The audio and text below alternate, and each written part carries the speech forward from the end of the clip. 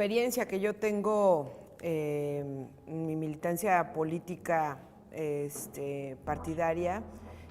quisiera recoger sobre todo y recobrar lo que tiene que ver con la participación ciudadana de las mujeres y esa participación, cómo se ve ante el Estado mexicano. Yo creo que, en primer lugar, la necesidad de que las mujeres empiezan a participar en el ámbito de lo público y no nada más en el asunto de lo privado, pues tiene que ver evidentemente con las propias necesidades de las mujeres, no de querer salir a la calle y trabajar y estudiar, no, o sea, son con necesidades que tienen que ver con el sustento de las familias, porque ahí nos dedicaron, ahí nos colocaron y ahí nos pusieron para que nosotros nos dedicáramos a atender. Y que ante la serie de carencias que existen de hace varias décadas para acá, las mujeres tuvieron que salir a la calle, en efecto, pues a conquistar los espacios laborales, los espacios educativos para prepararse y generar una serie de recursos que podrían regresar al ámbito de la familia. Creo que el razonamiento de cómo funciona el Estado forzosamente implica también el estudio y el análisis de lo que hoy está pasando a nivel internacional. O sea, México no se puede ver solo en el ámbito de lo que está sucediendo aquí. El neoliberalismo no se va a acabar porque en México se diga que se va a acabar, punto. O sea, no es así, tiene que pasar por una serie de circunstancias que van más allá del espacio de lo que está sucediendo en un solo país, de lo que implica la solidaridad de los pueblos en América Latina, por ejemplo, lo que puede implicar y lo que ha sucedido de los cambios de políticas públicas que pueden irse generando en otros países como Chile, Argentina, Venezuela, Cuba, Bolivia. Sí, han sido una serie de políticas que han ido cambiándose, pero en sí mismo y la estructura funcional y económica y política se mantienen los mismos estatus y regímenes que no pueden ser transformados tampoco de la noche a la mañana. Me parece que México ha sido, por ejemplo, uno de los países que ha mantenido retórica y retóricamente las políticas y los ajustes, todo lo que tiene que ver con los ajustes estructurales que desde el Fondo Monetario Internacional, del Banco Mundial y que desde incluso los acuerdos de una serie de acuerdos internacionales que no han permitido que México haya arrancado y se haya caracterizado de otra manera, incluso de la vuelta que le dio México a América Latina, Centroamérica, durante la última década, por lo menos. El papel que evidentemente la derecha ha tenido ahí pues es sustancial. Yo creo que no ha sido un asunto de simplemente decir los panistas han hecho eso, sino es parte de las políticas con las que ellos sí están convencidos y las políticas con las que nosotros hemos durante muchas más décadas luchado en contra de ese tipo de opresión. Pero eso aunado a lo que va, digamos, a la participación de las mujeres, a lo que hace a los derechos humanos de las mujeres, pues todavía ha profundizado pues, que las mujeres estemos en las peores condiciones. Porque no, el desarrollo de las mujeres dentro de este ámbito ha sido generalmente, y lo han utilizado en el contexto, digamos, del ámbito internacional, como un asunto de que sí se te da una serie de derechos y entonces tenemos una serie de convenciones y tratados internacionales a través de Naciones Unidas, de la OEA, tratados que tienen que ver con la no discriminación de las mujeres, contra la violencia hacia las mujeres, con la capacidad de las mujeres de organizarse, con los derechos de las mujeres a casarnos, a tener propiedad, a educarnos, a tener una vida laboral libre de violencia, un salario justo igual que a trabajo igual, salario igual que los hombres, en fin. Han sido como muchos, sobre todo en los últimos 50 años, una serie de transformaciones, o 50 o 60 años más bien, una serie de transformaciones que han generado que las mujeres podamos tener una serie de condiciones en el papel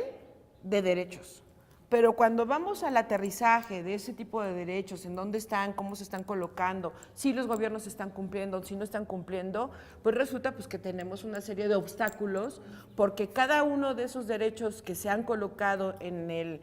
la orquestación de Naciones Unidas, como de la OEA o de incluso de algunos organismos regionales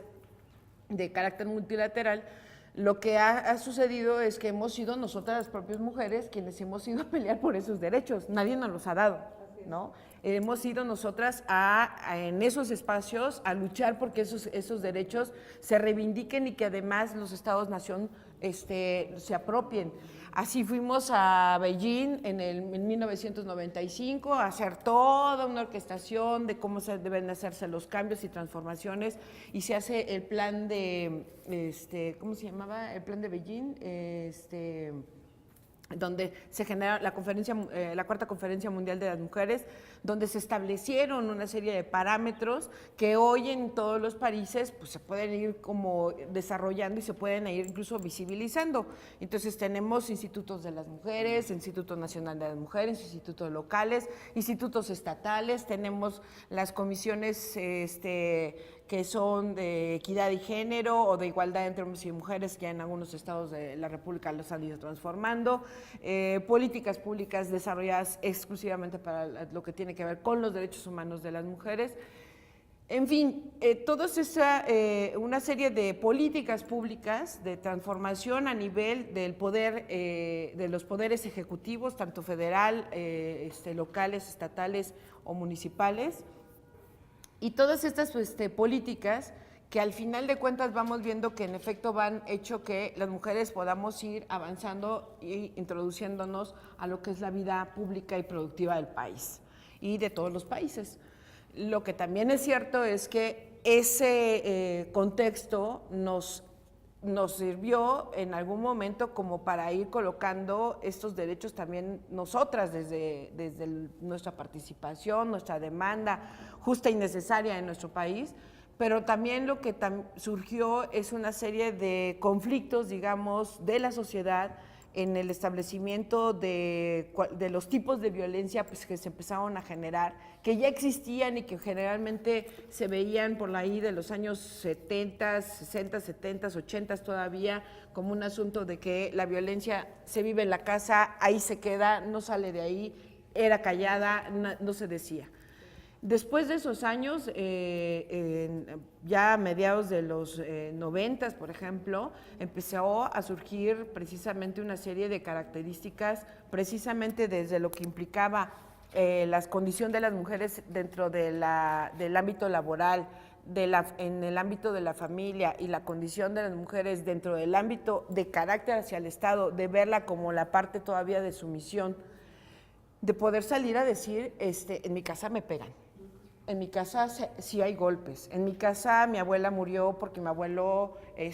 la golpeó de un golpe y nadie se dio cuenta, y a los meses ella murió porque tenía una fractura en el cráneo. O sea, esas cosas salieron a la voz pública, y me parece que la parte fundamental que nosotras estuvimos colocando cuando descubrimos todo esto de lo que estaba sucediendo, ya la exacerbación de la violencia de género en Chihuahua, cuando lo de las mujeres asesinadas en Juárez, pues evidentemente extrapoló y surgió, digamos, el tema como un asunto no de preocupación solamente de algunos gobiernos locales o de algunos gobiernos estatales, hablando de Estados-nación, sino de lo que implicaba la condición de las mujeres ante las violencias, la violencia en todo lo que era la región. Yo creo que Ciudad Juárez fue, digamos, como la punta del iceberg de lo que se estaba viviendo no solamente en México, sino en América Latina y en otros continentes. Fue a partir precisamente de Ciudad Juárez que empezamos en la región a estudiar, a analizar qué era lo que estaba sucediendo, cómo estaba sucediendo, por qué estaba sucediendo, las condiciones geográficas, las condiciones económicas, sociales y políticas. La gobernatura del exgobernador Barrio del PAN, pues evidentemente eso de decir que las mujeres pues, estaban siendo asesinadas porque eran hijas de de familias desintegradas o eran prostitutas, pues evidentemente, y que usaban minifalda y que salían a emborracharse en los bares, después de que salían de trabajar de la maquila, entonces, y que además pues, como tenían dinero y se iban a hacer al libertinaje, pues evidentemente pues las iban a matar. Entonces, creo que el no haber colocado desde un principio los propios gobiernos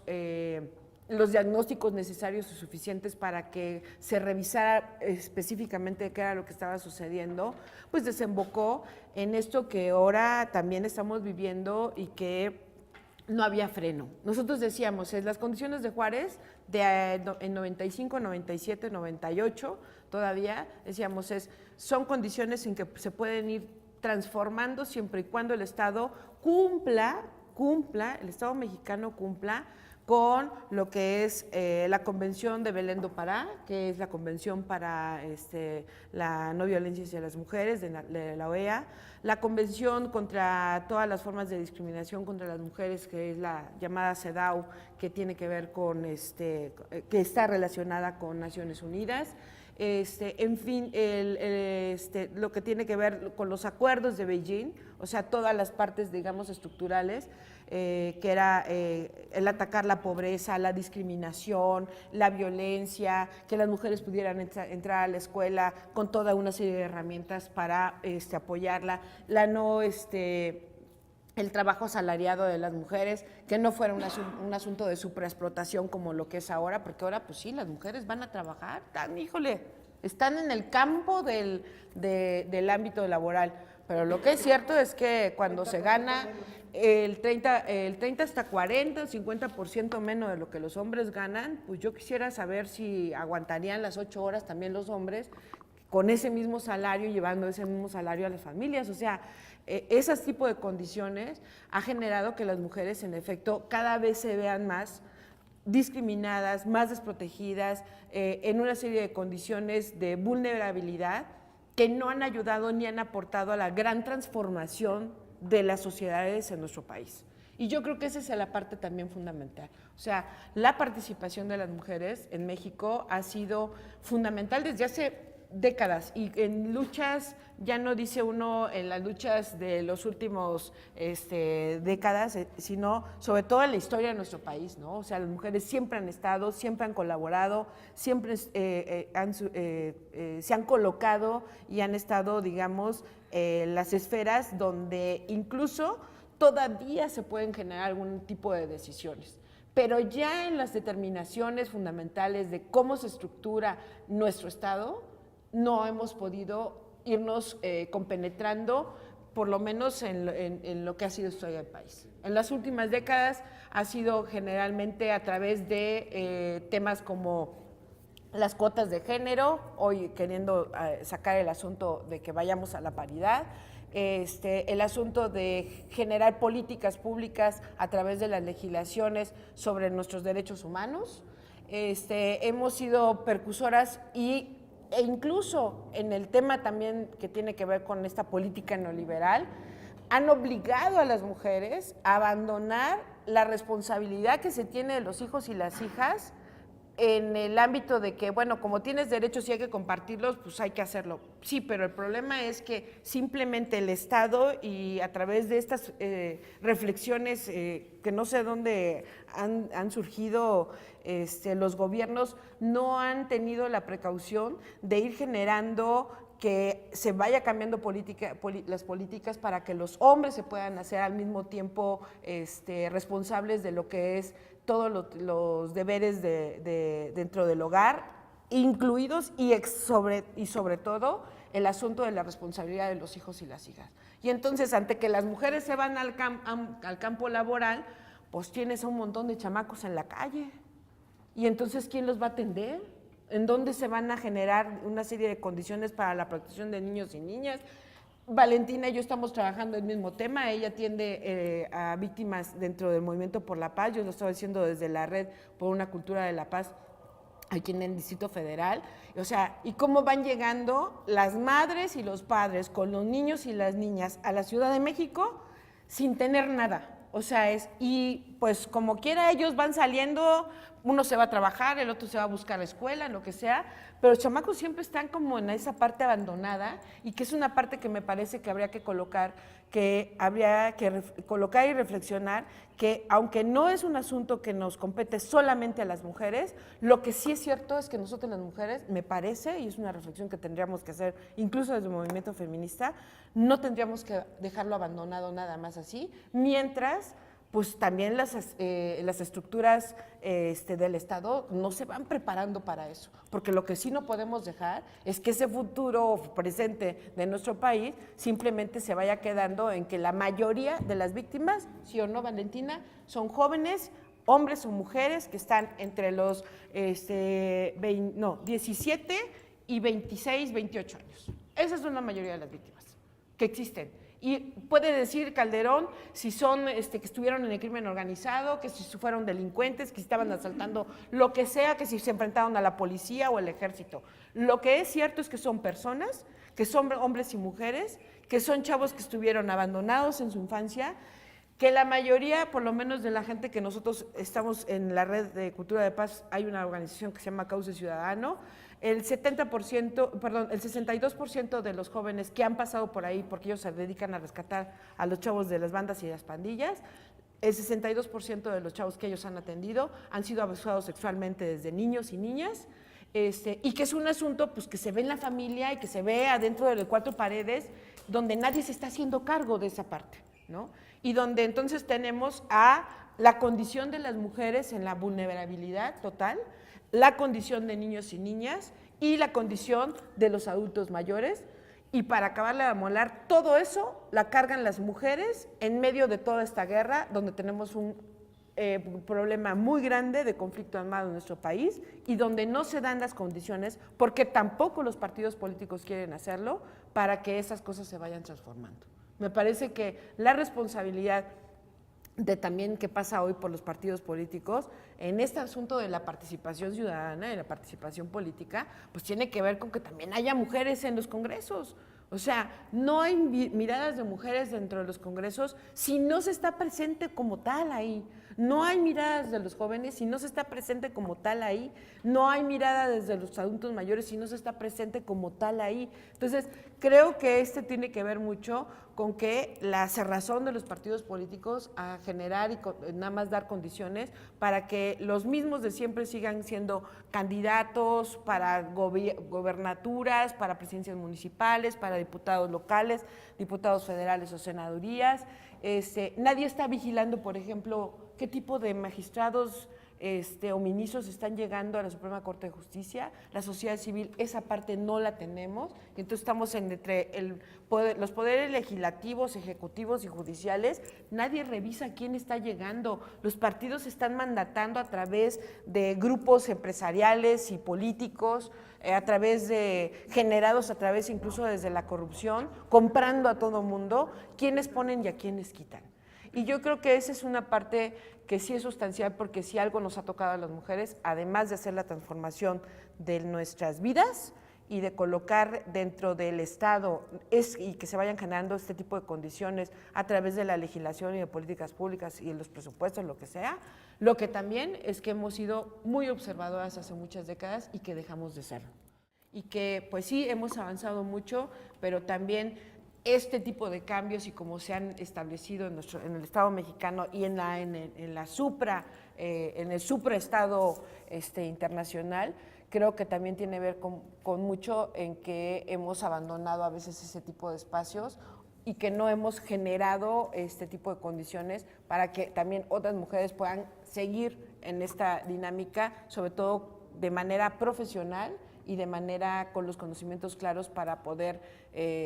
pues sí, tener una serie de propuestas alternativas a lo que hoy está sucediendo en nuestro planeta. Muchas gracias. Gracias, Claudia.